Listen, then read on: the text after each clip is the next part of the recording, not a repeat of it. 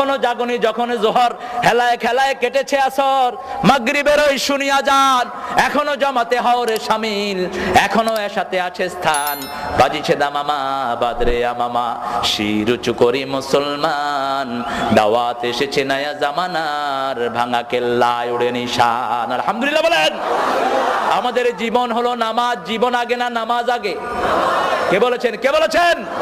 আল্লাহ বলছেন বিশ্বনবী 5 ওয়াক্ত নামাজে তাকবীরে তাহরিমা বেদে এই আয়াতটা পড়তেন, পড়েন কুল ইন্না সলাতি ওয়া নুসুকি ওয়া মাহইয়ায়া ওয়া মামাতি লিল্লাহি রাব্বিল আলামিন।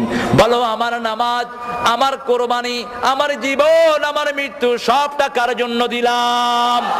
সে আল্লাহ বলছেন গোলাম নামাজ কায়েম করবা, নামাজ হেফাজত করবা, আর নামাজ যখন পড়বা তোমার হৃদয়ের অবস্থাটা কি হবে শোনো।